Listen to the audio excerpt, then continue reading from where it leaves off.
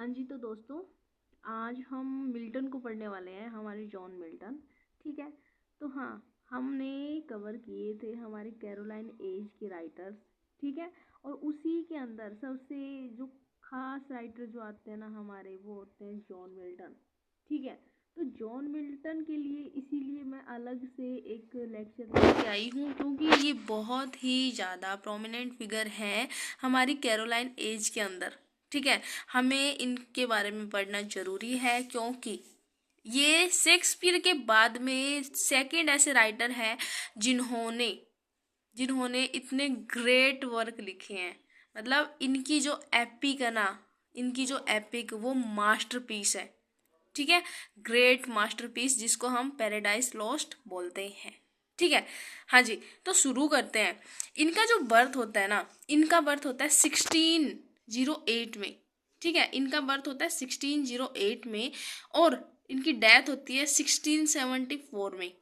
ठीक है।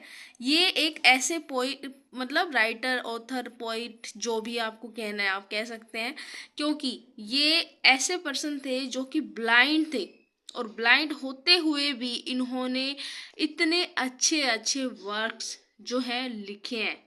ठीक है। और जो लिखा है वो सब अपने आप में एक मास्टरपीस बन गए। ठीक है। तो अच्छे राइटर थे। पोइट थे, एक पॉलिटिशियन थिंकर भी हम मान सकते हैं। ठीक है। पॉलिटिकल थिंकर भी हम इनको मान सकते हैं।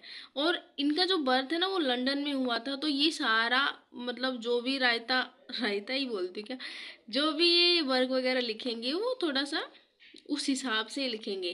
ठीक है। लंदन में रहते हुए राइटिंग करते हैं। और ये जब भी लिखते हैं ना, किसके बारे में लिखते हैं? God versus Satan.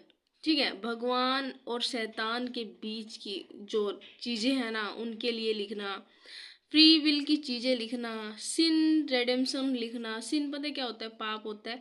तो पाप पुण्य के बारे में लिखना। ठीक है। लोगों की इच्छाओं के बारे में लिखना। तो ये थोड़ा सा ऐसे स्पिरिचुअल टाइप के पर्सन थे। ओके। और देख लो, एक स्ट्रॉन्ग प्यूरिटन भी है। स्ट्रॉन्ग प्यूरिटन मतलब कैथोलिक और प्यूरिटन, सॉरी, जब हम नेक्स्ट एज में पढ़ेंगे ना, वहाँ पर ये प्यूरिटन्स का अलग से ग्रुप होता है। पता है कौन होते हैं प्यूरिटन्स? ये होते हैं वो लोग जो कि ये वो लोग होते हैं जो कि मिडल, जो मास क्लास है, मिडिल क्लास है, मतलब वर्किंग क्लास को सपोर्ट करते हैं। ठीक है। वर्किंग क्लास को सपोर्ट करते हैं, और किंग जो है ना उनके अगेंस्ट ये मतलब अपना काम करते हैं। ठीक है। किंग की ये लॉयल लोग नहीं होते, किंग के अगेंस्ट ये राइटिंग वगैरह करते हैं, या फिर किंग के अगेंस्ट जो भी करना हो इनको। ठीक है। तो ये प्यूरिटन्स थे, और हमारे जॉन मिल्टन भी एक प्यूरिटन पर्सन है। ठीक है। और अगर हम बात करें तो ये जाने जाते हैं किसके लिए? ग्रेट राइटर से। और इनकी जो स्टाइल है ना लिखने की, ये इतने फेमस क्यों है? क्योंकि इनकी स्टाइल ग्रैंड स्टाइल है। ठीक है। ग्रैंड स्टाइल है, और पावरफुल इमेजिनेशन का ये यूज करते हैं। पावरफुल इमेजिनेशन का तो पता ही चल जाता है भाई, इंसान जब लिख ही रहा है ना।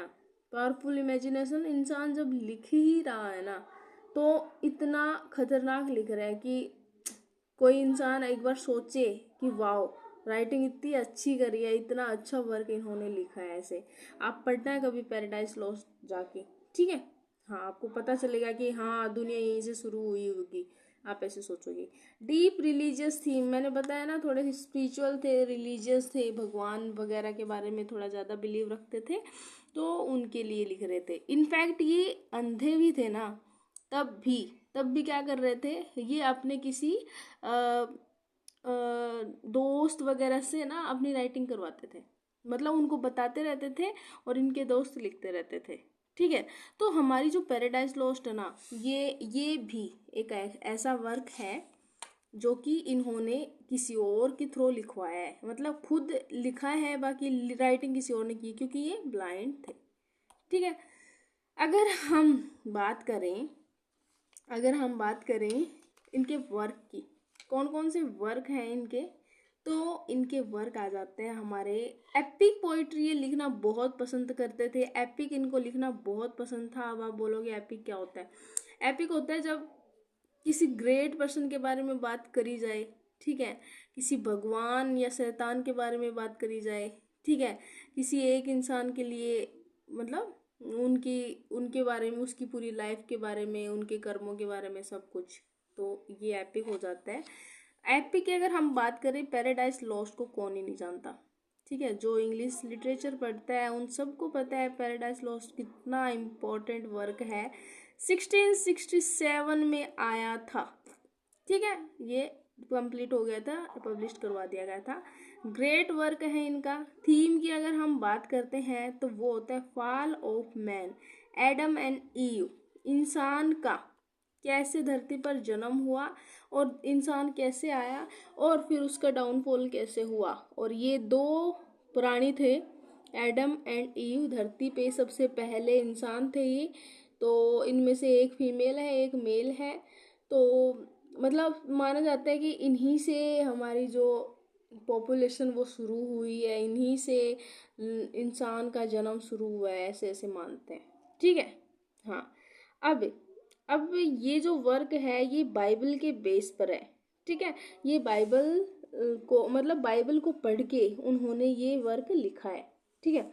ब्लैंक वर्क्स में लिखा गया, कंप्लीटली ब्लैंक वर्क्स में। और अगर हम की आइडिया इसका देखें तो की आइडिया हमारा हो जाएगा justify the way of God to man, ठीक है। ये आपको की आइडिया याद रखना है, ओके। अगर हम और बात करें तो पैराडाइज रीगेन, पैराडाइज, ये जो पैराडाइज लॉस्ट ना, इसका सेकंड सीक्वल आया था, ठीक है। ये आया था 1671 में। और ये जो सीक्वल है इनका पैराडाइज लॉस्ट, ये फोकस करता है किस पर, temptation of Christ and so victory of good over will, ठीक है। तो ये जो इनका वर्क है ये इसके बाद आया था, ठीक है, 1671 में। ओके, आज के लिए बस इतना ही। नेक्स्ट वीडियो में हम इसको कंप्लीट करेंगे।